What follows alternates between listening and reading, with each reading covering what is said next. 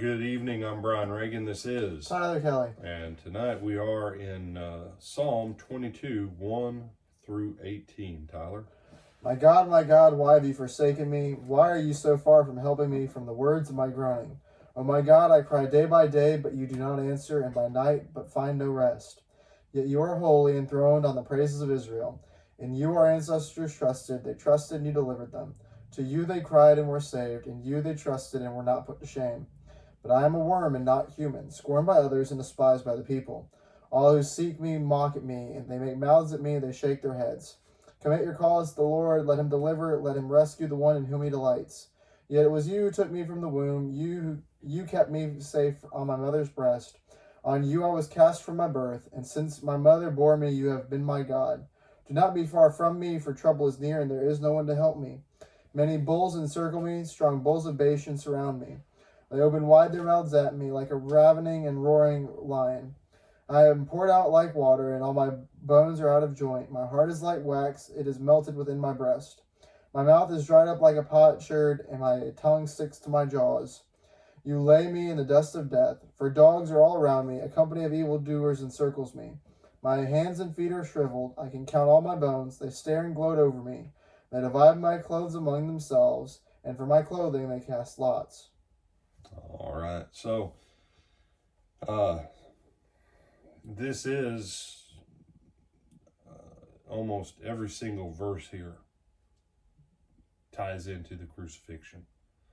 David in his life was in a place of such despair that it was a precursor for the despair in the flesh that Jesus would experience on the cross of Calvary.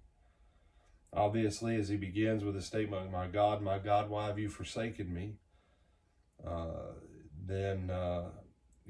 From there, then you go over to verse 7 and 8. All who see me mock me.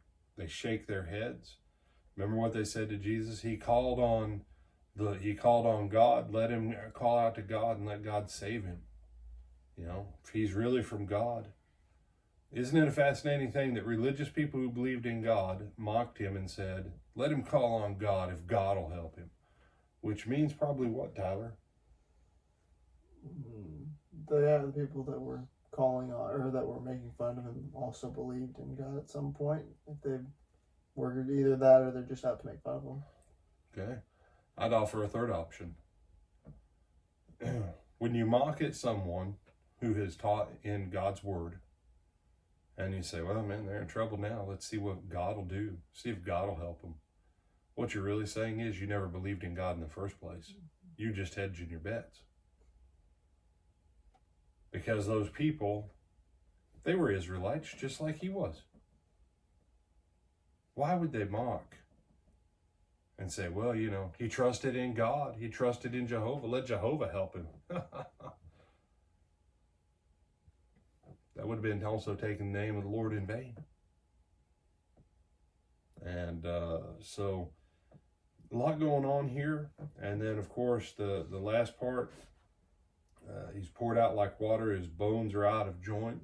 That, of course, would have happened as the crucifixion day went on. His heart is like wax melted within him. Remember when the soldier pierced his side and went up?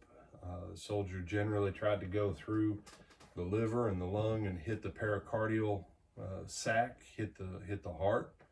The Romans were good with their spears and swords. Don't ever think they weren't. And what came out but blood and water, like wax.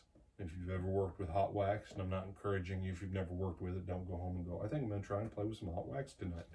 Do not play with hot wax, y'all. Okay? Just if you've ever seen that. And then his mouth he had cotton mouth as the day went on. He cried, I thirst. And then, of course, they divide his clothes among him, and they cast lots for his clothing. Everything in these 18 verses you can read in any of the crucifixion accounts. And here's a question that you need to answer for yourself. 1,000 years. 1,000 years. The English language as we know it isn't 1,000 years old. Let that one sink in. Our language hadn't even been around for 1,000 years. But 1,000 years in the same language Jesus spoke, David had this word from the Lord about his own sufferings, looking forward to the Messiah. Just coincidence? Or does God really have the knowledge and the ability and the power to make his word come to pass, even though it's 1,000 years since he spoke it? Any other thoughts, my brother? No, sir. With that, I'm Brian Reagan. This is Tyler Kelly. And we bid you good night.